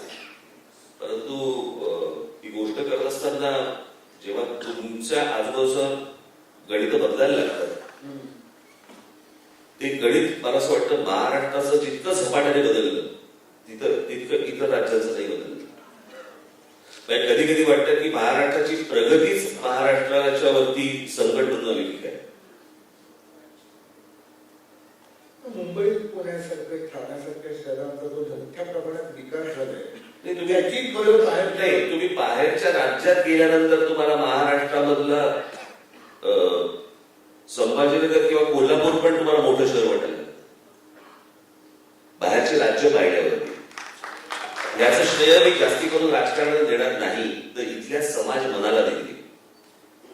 जे सुसंस्कृत मराठी मन आहे ना त्यांनी जे मशागत केलेली जी ही महाराष्ट्राची जमीन आहे ना मी त्याला जास्त देईन. बरोबर. आणि ते महाराष्ट्रामध्ये जे आहे ते तुम्हाला इतर राज्यात सहसा आढळणार नाही. तुम्हाला संतांची परंपरा जर तुम्ही महाराष्ट्रातली काढली, तुम्ही लेखकांची काढली, साहित्यिकांची काढली, तुम्ही संगीताची काढली, तुम्ही वक्त्यांची काढली किंवा समाज सुधारकांची काढली, तुम्ही संस्थांची काढली, सर्कस सुद्धा महाराष्ट्राची गादी अजून चालू आहे. अच्छा कधी सांगतो करणार नाही कारण तुम्ही कायदा तर करू शकत नाही. कसं आहे या सगळ्याच्या मध्ये मला जेवढं बोंबलायचंय माझ्या भाषणामधनं मुलाखतीमधनं तेवढं बोंबलतोय. परंतु मला असं वाटतंय की महाराष्ट्राच्या मराठी समाजमनाने ही गोष्ट मनावरती घेणं गरजेचं आहे. माझं मत नाही म्हणत फक्त, परंतु या गोष्टी टिकवणं गरजेचं आहे. या गोष्टीच आपण सांभाळणं गरजेचं आहे. तुम्ही मला सांगा ना पूर्वीच्या काळामध्ये तुम्ही जेव्हा रेडिओ लावत असाल बरोबर तेव्हा किती संगीतकार असायचे त्यांची गाणी लागायची, भावगीतं लागायची, भक्तिगीतं लागायची, नवीन नवीन काही गाणी यायची. आता कुठची गाणी येतात असं काही येतच नाहीये. तुम्ही सिनेमाची गाणी म्हणताय का? सिनेमाची गाणी किंवा तुमची रेडिओवरती बघायची काय सगळी काय सिनेमाची गाणी नसायची त्यावेळेला छोट्या रेकॉर्ड द्यायच्या असंही काही म्हणत नाही. सांस्कृतिक दृष्ट्या खूप डबघाईला आल्यासारखं चित्र तुम्हाला महाराष्ट्र. मी तुम्हाला सांगू का महाराष्ट्राचं फक्त नाही महाराष्ट्राचं जर जास्ती याचा कारण महाराष्ट्र पहिल्यापासून प्रगतीशील होता म्हणून तसं जरा जास्ती नुकसान झालं. परंतु ओव्हरऑल मला असं वाटतं की नीट आपण जर पाहिलं मी महाराष्ट्राच्या वरती येतो परंतु टेलिव्हिजन चॅनल आणि सोशल मीडिया यांनी जगाची शांतता घालवली. सोशल मीडियामध्ये जगाची शांतता घालवली. सतत काहीतरी घडतंय, सतत काहीतरी पाहिजे. खोटी धडधडीत खोटी माहिती ट्रोलिंग करणं. खोटी माहिती का खरी माहिती हा परत वादाचा विषय तो आपण बाजूला काढू. पण तो जो कारखाना जो सुरू असतो ना 24 तास काहीतरी पुरवायचंय आणि त्याच्यामध्ये त्याचं कसं होतं तुम्हाला आठवत असतं एमटीव्ही नावाचं चॅनल आलं होतं. मी पूर्वी ते पाहत असताना असं वाटतं किती फास्ट दाखवतो काही बघताच येत नाही. इतकं फास्ट एडिट असायचं त्याचं त्या एमटीव्ही मधली काय गाणी बिणी किंवा काय असायचं इतकं फास्ट एडिट असायचं आणि ते असं वाटायचं किती फास्ट दाखवत होते. आता त्याची सवय आली शून्य. काय म्हणतात बातम्या नाही, मी फक्त माझ्या बायकोला लावलं असं तर आता ती लावतेच, पण क्राईम पेट्रोल होतं. छान असतं.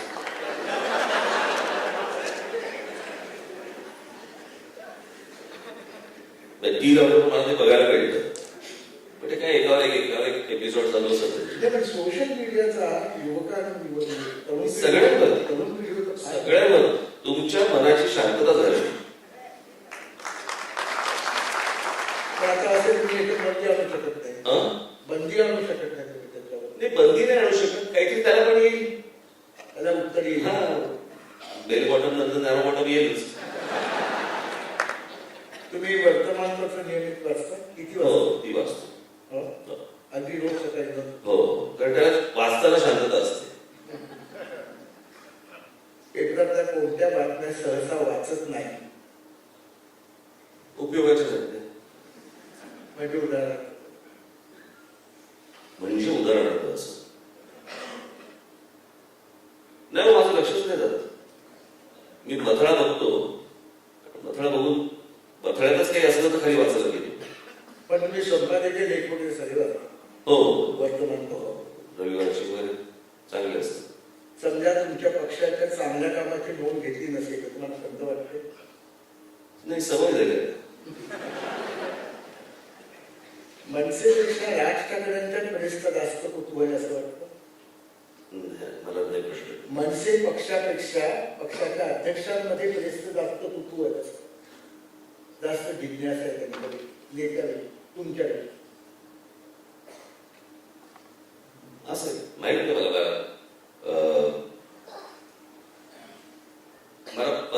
मला एक आठवडाभरापूर्वी आमचाच एक पदाधिकारी असं माझ्या घरी बसलो होतो आणि मला त्यांनी येऊन मला सांगितलं की साहेब एक बोलू का?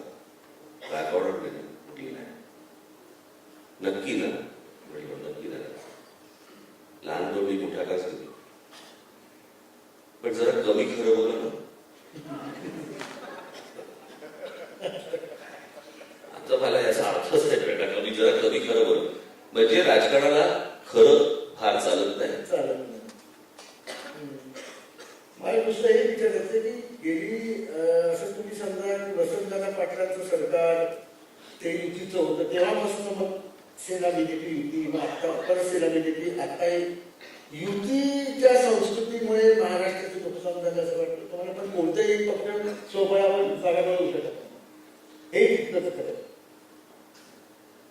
कारण युती कसं तामिळनाडू, पश्चिम बंगाल, पंजाब, गुजरात, इतर जी राज्य आहेत तिथल्या लोकांना त्यांच्या भाषेबद्दल, त्यांच्या संस्कृतीबद्दल जो गर्व आहे, ते नुसता अभिमान नाही म्हणतात, त्या गर्वावरती त्यांच्याकडचे प्रादेशिक पक्ष हे बहुमतामध्ये एक हाती निवडून असपर्यंत आले.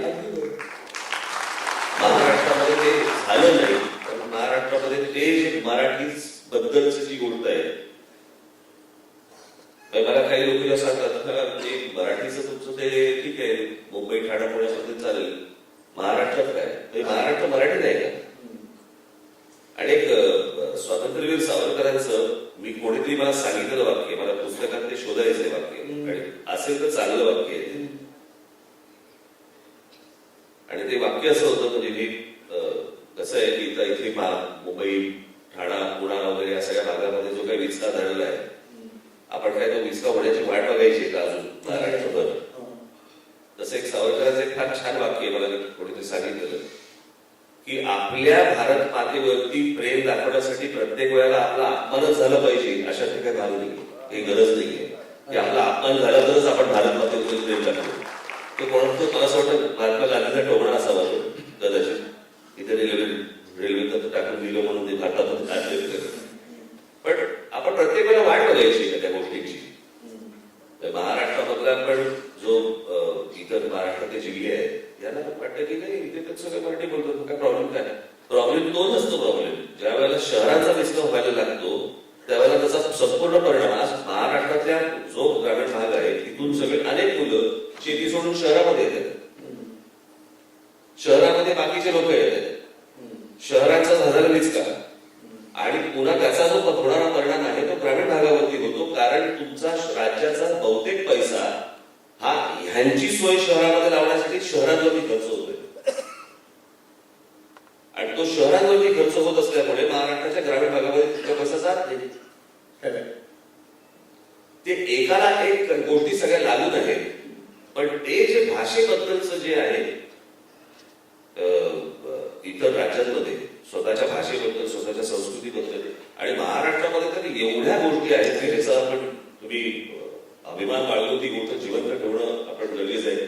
आमच्याकडे काय झालं आता, आमच्याकडे संत किंवा आमच्याकडचे महापुरुष, आमच्याकडे सगळ्याच गोष्टी आम्ही जातीतनं पाहायला लागलो की हा मराठ्यांचा महापुरुष, हा ब्राह्मणांचा महापुरुष, हा माळ्यांचा महापुरुष, हा यांचा महापुरुष, असे जर समजा आपण असे जर जातीमध्ये विभाजन महाराष्ट्रामध्ये जर समजा आपण करणार असू तर आपण मराठी म्हणून कधी एकत्र बघणार आहोत. शिवाजी महाराजांकडे आपण काय काय म्हणून बघायचं, जात म्हणून बघायची. बाबासाहेब आंबेडकरांकडे काय जात म्हणून बघायचं तर आमच्या ज्योतिराव फुलेंकडे आम्ही काय जात म्हणून बघायचं. आणि इतिहासाची फार गलगल म्हणून नाही, काहीतरी विचित्रच लेवलला सध्या महाराष्ट्रात. याचं कारण राजकारणी ज्या पद्धतीने वापरून घेतात त्या लोकांना जातीच्या आधारावरती, तीच गोष्ट आहे ना खड्ड्यात घडणार.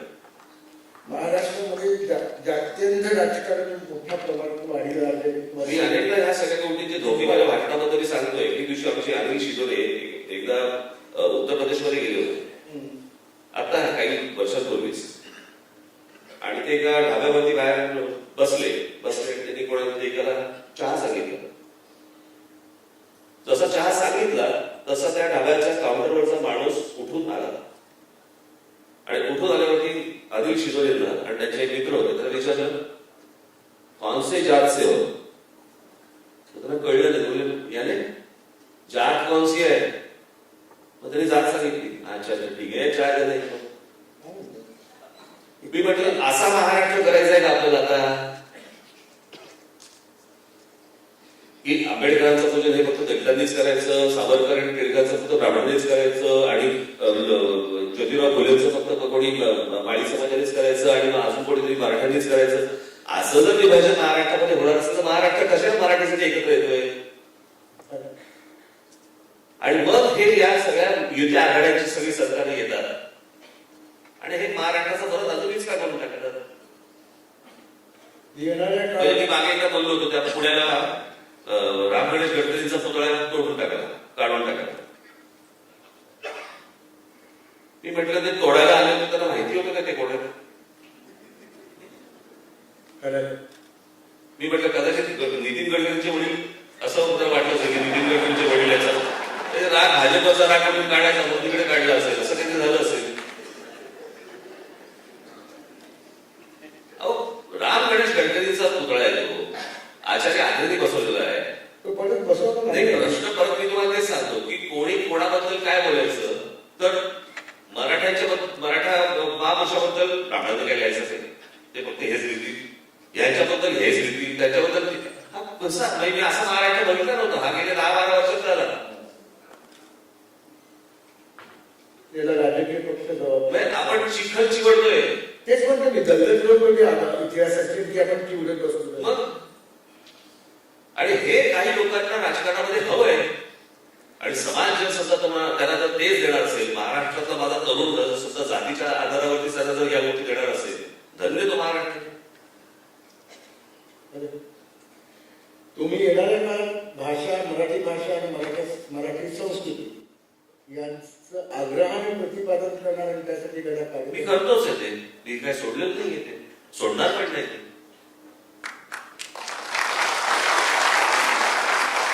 येत्या 10 वर्षात, पुढच्या 10 वर्षात मनसे कुठे असेल, मनसेची वाटचाल कशी असेल. आता सध्या मनसे सिंगल आणि रेडी टू मिंगल असे मूलमध्ये दिसते. अजून बॅचलर अजून युतीचा स्पर्श झालेला नाही. तो जो टच आहे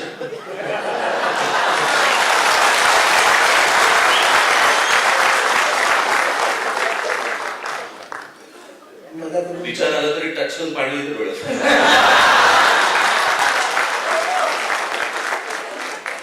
कमल फुलायचं आहे माहित नाही आता काय काय फुलतोय बरोबर. रॅपिड फायर करून हे संपलं. ते आहेच. Rapid fire. बालमोहन की JJ school of arts. Balmohan की जेजे स्कूल ऑफ आर्ट्स. बालमन मध्ये होतो म्हणून जीजी कधी जाऊ शकतो नाही, पण बालमन जास्त आनंददायी काळ शाळेतला. बालमन म्हणजे माझे आजही जर सर्वाधिक जर मित्रपुच्छ असतील किंवा मैत्रिणी तर त्या बालमनच्याच. कॉलेज मधले माझे एक दोन अगदी जवळचे आहेत, आमचा अनुप चिटणीस वगैरे. परंतु सर्वाधिक जे आहे ते माझ्याकडे आता हे बाहेर बघायला पण माझ्याकडे आमच्या शाळेमधले आमच्या काही 2-3 मैत्रिणी आहेत की नीट बोलतो ना रे बाबा. कार्टुनिस्ट म्हणून बाळासाहेब की श्रीकांत. बाळासाहेब. वॉल्ट डिझनी की Steven Spielberg. Walt Disney. R D की एस डी बर्मन. कठीण आहे पण आरडी. आरडी. पग की ग्रेट डे. हे कठीण आहे. दीनानाथ दलाल की रवी परांजपे. ते कठीण आहे.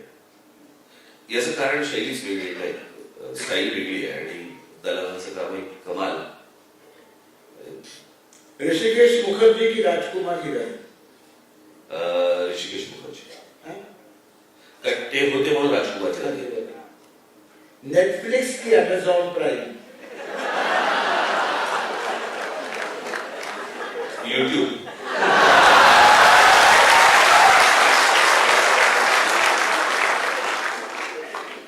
लता दीदी की लता दीदी. लता दीदी की लता दीदी. लता दीदी. आणि राजकारणात ते राज ठाकरे हे राजकारणाच्या पलीकडचे. दोन्ही. Thank you very much.